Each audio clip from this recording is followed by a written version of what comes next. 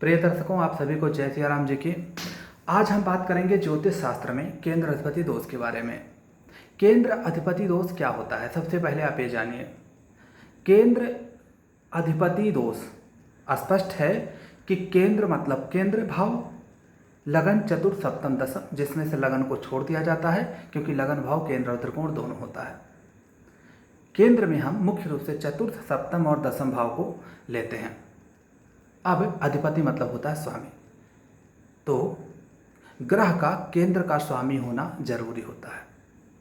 दूसरी शर्त यह है कि ग्रह नैसर्गिक रूप से शुभ हो। नैसर्गिक शुभ मुख्य रूप से गुरु, शुक्र, इसके बाद में बुध, सासर्त और चंद्रमा को भी सासर्त कहा गया है। गुरु और शुक्र नैसर्गिक रूप से शुभ ग्रह कहे गए हैं, नेचुरल, नैसर्गिक।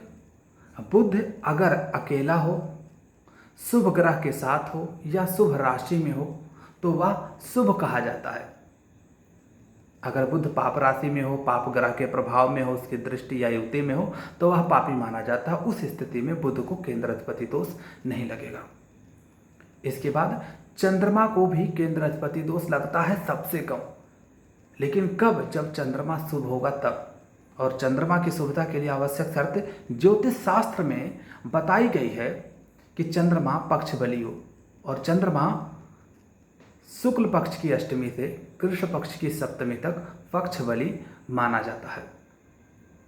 तो गुरु, शुक्र, बुध और चंद्र नैसर्गिक शुभ ग्रह हैं। मुख्य रूप से गुरु और शुक्र है, और तीसरे स्थान पर जो सर्वाधिक केंद्र अधिपति दोष लगता है वह बुध देव को लगता है। अब शर्त समझिए कि केंद्र अधिपति दोष लगने की 3 शर्तें मुख्य हैं। पहली बात, ग्रह नैसर्गिक शुभ होना चाहिए। दूसरा शर्त यह है कि केंद्र का स्वामी चतुर्थ, सप्तम और दशम इन्हीं केंद्रों का स्वामी होना चाहिए। और तीसरी महत्वपूर्ण शर्त यह है कि उसमें भी सप्तम भाव का जरूर स्वामित्व प्राप्त हो शुभ ग्रह को, क्योंकि सप्तम भाव मारक भाव होता है।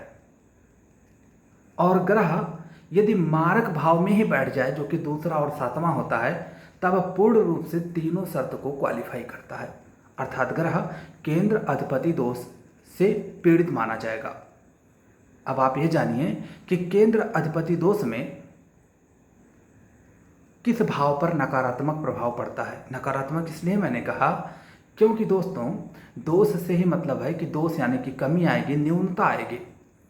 तो ग्रह जिस भाव का स्वामी होता है, जिस केंद्र का स्वामी होता है, उसी का नकारात्मक फल देता है, या ऐसे कहें कि उसके शुभ फल प्राप्ति में बाधाएं देता है। एग्जाम्पल के तौर पर आप समझिए कि मिथुन लगन की कुंडली है। मिथुन लगन की कुंडली में लग्नेश बुध हो जाएगा, और जब कोई ग्रह लग्नेश हो जाए तो वह त्रिकोण और केंद्र दोनों का स्वामी माना जाएगा, और वह केंद्र अधिपति दोष में नहीं आता है, भले ही उसकी दूसरी राशि चतुर्थ भाव या किसी दूसरे केंद्र में हो। लेकिन यहाँ पर देवगुरु बृहस्पति, जो कि सप्तम, मिथुन लगन की कुंडली में सप्तम और दशम के स्वामी होंगे। तो हमने पहली शर्त बताई कि नैसर्गिक रूप से शुभ ग्रह को ही केंद्र अधिपति दोष लगता है, तो गुरु नैसर्गिक शुभ ग्रह है, पहली शर्त पूरी हुई। दूसरा, केंद्र का स्वामी हो तो सप्तम और दशम 2 केंद्र के स्वामी देवगुरु बृहस्पति बनेंगे, क्योंकि सप्तम भाव में उनकी मूल त्रिकोण राशि धनु और दशम भाव में उनकी साधारण राशि मीन आती है, जो कि दोनों केंद्र भाव हैं। 2 शर्त पूरी। अब तीसरी शर्त, विशेष रूप से मारक तब होगा जब गुरु मारक भाव में बैठते हो। मारक भाव दूसरा और सातवां है, तो दूसरे भाव या सातवें भाव में बैठे देवगुरु बृहस्पति तो पूर्ण रूप से केंद्र अधिपति दोष के तीनों नियम और शर्तों को पूर्ण करेंगे, और सप्तम भाव और दशम भाव जिनके स्वामी हैं उनके शुभ फल प्राप्ति में बाधाएं देंगे, न्यूनता देंगे। लेकिन आपको एक चीज समझनी होगी कि कोई ग्रह जब अपनी राशि को देखे, जिस राशि में, जिस भाव में उसकी राशि है, उस भाव को देखे, उस राशि को देखे, तो उसके शुभ फल को ही देता है। तो जब देवगुरु बृहस्पति की सप्तम भाव पे दृष्टि पड़े, या दशम भाव पे दृष्टि पड़े, या सप्तम या दशम भाव पर हो, तो उसका जो सकारात्मक फल कम से कम मिल रहा था केंद्र अधिपति दोष से पीड़ित होने के कारण, उस फल में न्यूनता आ जाएगी, अर्थात अब कुछ ना कुछ उस भाव का फल, शुभ फल जरूर मिल जाएगा। कारण क्योंकि अगर सप्तम भाव में ही देवगुरु बृहस्पति बैठ गए तो स्वाग्रही हो जाएंगे। तो सप्तम भाव जो कि दसम से दसम होने से कहीं ना कहीं बिजनेस व्यवसाय है, सप्तम भाव जो कि पत्नी का है, सप्तम भाव जो कि आपके मारक स्थान का भी है। अब बात को समझिएगा, हमने कहा कि अगर मारक भाव में ही बैठ जाएं तो विशेष रूप से नकारात्मक फल करते हैं, अर्थात सप्तम और दसम के फल प्राप्ति में बाधाएं करेंगे। केंद्र अधिपति दोष का सबसे बड़ा नकारात्मक प्रभाव यही है कि जिस केंद्र का स्वामी है उस केंद्र के फल प्राप्ति, उस केंद्र भाव के फल प्राप्ति में बाधा देना, यही केंद्र अधिपति दोष का मुख्य दोष है और कुछ नहीं है। तो सप्तम भाव में जब देवगुरु बृहस्पति स्वाग्रही हो गए तो मारक भाव भी है और यहाँ से लगन पर दृष्टि डालते हैं। ध्यान रखिएगा, हेल्थ की इशू, शारीरिक स्वास्थ्य से संबंधित समस्या पक्का देते हैं। लेकिन सप्तम भाव में देवगुरु बृहस्पति स्वाग्रही भी हो गए, दसम पर तो ना दृष्टि है और ना दसम में बैठे हैं, तो कार्य क्षेत्र, बिजनेस, व्यवसाय में संघर्ष देंगे, मन मुताबिक रिजल्ट नहीं देंगे और उसकी प्राप्ति में कहीं ना कहीं एक कमी और न्यूनता आएगी, शुभ फल की प्राप्ति में दसम भाव के। लेकिन सप्तम भाव में स्वाग्रही होने से पत्नी को, देवगुरु बृहस्पति एक शुभ ग्रह है, तो अपने नैसर्गिक कारकत्व के अनुसार पत्नी को सुशील, पत्नी को सुंदर, पत्नी को ज्ञानी और विवेकवान कर देंगे, पत्नी को समझदार कर देंगे। लेकिन फिर भी मारक भाव में बैठे हैं तो बलवान हो चुके हैं, मार्केश होकर भी बलवान हो चुके हैं, तो स्वास्थ्य से संबंधित दिक्कत तो देंगे, दसम भाव से भी संबंधित दिक्कत देंगे, क्योंकि दसम केंद्र के स्वामी और दसम केंद्र से इनका संबंध नहीं है। और केंद्र अधिपति दोष की परिभाषा यही बताया हूं कि जिन केंद्रों के स्वामी होंगे उसके शुभ फल प्राप्ति में न्यूनता देंगे, कमी देंगे, कम से कम देंगे, संघर्ष और बाधाएं देंगे, संतुष्ट नहीं होने देंगे। लेकिन पत्नी को सुशील, सुंदर कर देंगे।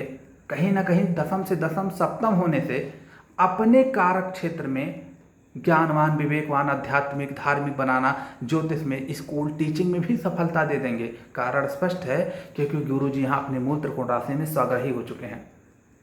और जब स्वाग्रही हो चुके हैं तो ग्रह जिस भाव का स्वामी है उसकी फल प्राप्ति में तो बाधा देता है केंद्र अधिपति दोष के नियमानुसार। लेकिन ग्रह स्वाग्रही होने से बलवान हो चुका है और जब ग्रह बलवान हो गया तो जिन जिन चीज़ों का कारक है, अर्थात अपने स्वभाव और अपने कारकत्व का विशेष फल देगा।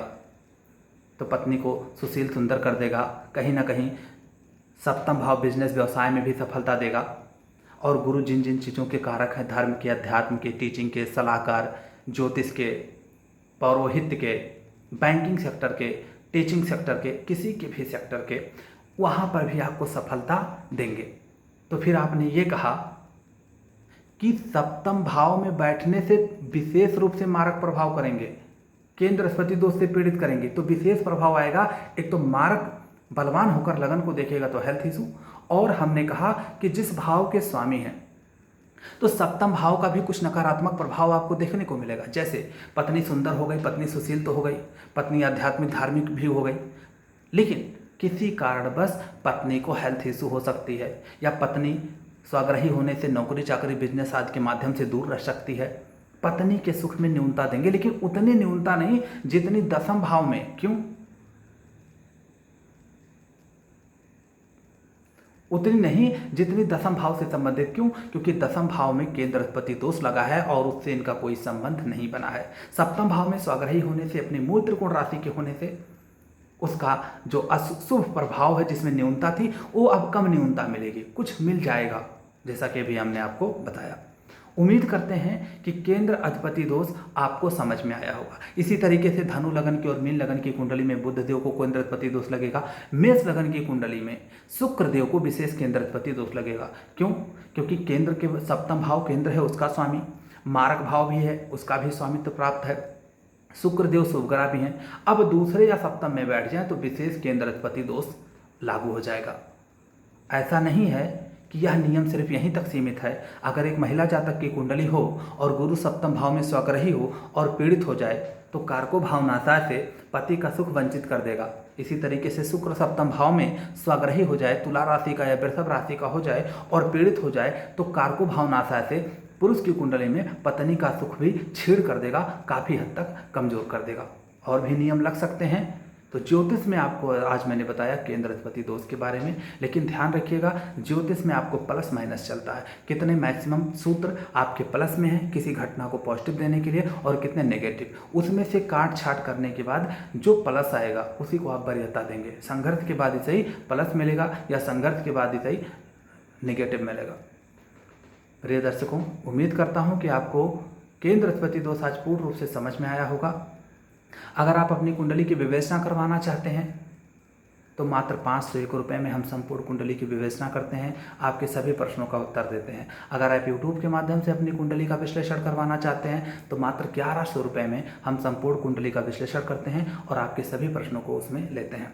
उम्मीद करते हैं कि आपको हमारा ये वीडियोज पसंद आया होगा, और अगर आप ज्योतिष में फलादेश से संबंधित किसी भी टॉपिक पर किसी भी जिज्ञासा बस किसी भी प्रश्न का जवाब चाहते हैं तो आप कमेंट कर सकते हैं।